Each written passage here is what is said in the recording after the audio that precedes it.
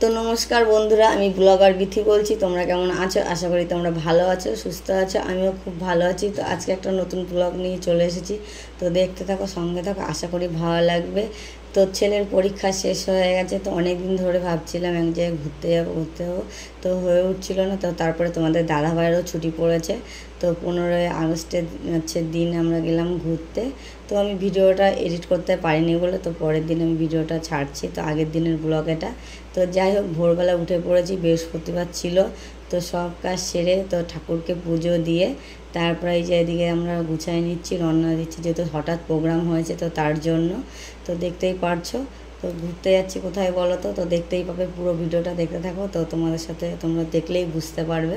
তো এই দেখো, এদিকে আমরা সব গুছিয়ে বাড়ির থেকে রওনা দিয়েছি। তো এখন বাস ধরবো বলে তো চলে এসেছি। তো এই রোডটা দেখো কত সুন্দর লাগছে। তো এই রোডটা তোমরা কে কে মানে জানো বা চিনতে পারছো? তো যারা জানবে অবশ্যই কমেন্ট বক্সে আমাকে জানাবে। তো তারপরে দেখো আমরা বাসে উঠে পড়েছি। বাসে উঠে পড়ে এখন যাচ্ছি বালিতে নামবো বলে। তো বালি হল্ডে নামবো। তো তার জন্য তো রাস্তাটা দেখো কত সুন্দর লাগছে, খুব সুন্দর এই রাস্তাটা। তো ভাবলাম বন্ধুদের সাথে শেয়ার করি। তারপরে দেখো এই যে এখানে পড়েছে দক্ষিণেশ্বরের জ্যামে। তো এতটাই জ্যাম, আর বাসে খুবই ভিড় ছিল, বসার জায়গাও পাইনি, দাঁড়িয়ে দাঁড়িয়ে আসতে হয়েছে। তো সকাল টাইমে তো ভিড় হবেই। তো যাই হোক, আমরা সকাল 7টার মধ্যেই বাড়ি থেকে বেরিয়ে পড়েছি। তো তারপরে পড়েছে এখানে আছে বালি হল্ট। তো এই যে বালির ব্রিজ, এটা তো দেখতেই পারছো, ব্রিজটা খুব সুন্দর।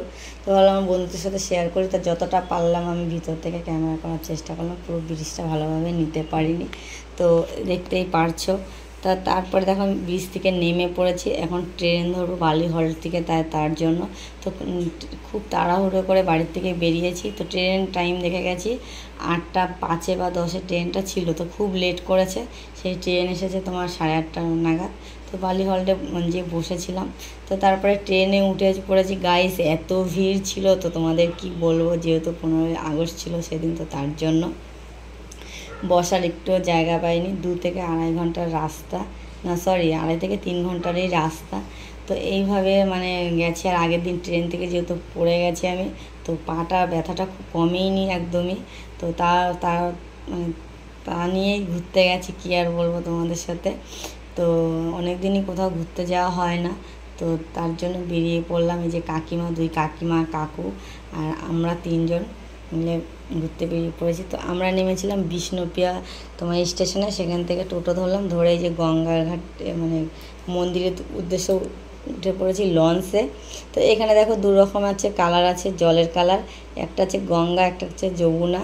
তো হচ্ছে যেটা জলটা পরিষ্কার সেটা হচ্ছে গঙ্গা, আর যেটা কালো জল সেটা হচ্ছে যমুনা। তো দেখো দুটোর জল কালার আলাদা, খুব সুন্দর কালার, একটার জলের সাথে একটা মেশেনি। তো এই জিনিসটা আমার তো খুবই ভালো লেগেছে। তো এর আগে আমি গেছিলাম, তো অতটা বুঝতে পারিনি, এবারটা আমি ভালোভাবে দেখলাম আর জানতামও না। তো তার জন্য তারপরে দেখো খিদে পেয়ে গেছিলো, যেহেতু সকাল থেকে কিছু খাওয়া হয়নি। এখানে খেয়ে নিলাম হচ্ছে তোমার পরোটা আর কুমড়ো আলু দিয়ে তরকারি। তো আমার ছেলে আবার তোমাদের খাইয়ে দিচ্ছিলো যে তোমরা খাবে কিনা, আমি যে ঠিক আছে। তো তারপরে খেয়ে দিয়ে এদিকে চলে গেছি আমরা হচ্ছে মন্দিরের দিকে। তারপরে আমি একটু তিলকের নিয়ে নিলাম, কি বলবো এটাকে, তিলক কেটে নিলাম। তো দেখতেই পারছো। তারপরে আমরা এদিকে চলে গেলাম। 12টার মধ্যে কুপন কাটার ছিল। তো আমরা গেছিলাম 12টা 10-এ। তা তোমাদের দাদা ভাই কুপন পেয়েছে। তারপরে এখানে দেখো আমরা রেস্ট নিয়ে চলে গেলাম মহাপ্রভুর প্রসাদ খেতে। তো লাইন দিয়েছে দেখো, 2টোর অবধি আছে, 2:30 অবধি দেয় প্রসাদ। তো তার জন্য লাইন দিয়েছি। তো এখানে দেখো একটা কচ্ছপ, পদ্ম ফুলের জলের মধ্যে একটা কচ্ছপ আছে। কচ্ছপটা কি সুন্দর বসে আছে চুপটি করে। তা এখানে হচ্ছে প্রসাদ নিয়ে আমরা বসে পড়লাম। নিজেদেরই নিয়ে আসতে হয় এখানে। তার আগে খেয়েছিলাম আমরা। তো বসেছিলাম, দিয়েছিল। তো প্রসাদে অনেক কিছুই ছিল, খেয়ে পারিনি গাইস, এত কিছুই ছিল। তো আজ এই খেয়ে দিয়ে রেস্ট নিয়ে তো বিকেলের দিকে উদ্দেশ্যে রওনা দিয়েছি আমরা একটু ঘুরতে। তো আমরা এখন ঘুরতে, আজকের ভিডিওটা এই পর্যন্ত। নেক্সট ব্লগ খুব তাড়াতাড়ি আসছে। তো আজকে ভিডিওটা কিনলাম না কিনলাম অবশ্যই তোমাদের সাথে শেয়ার করবো।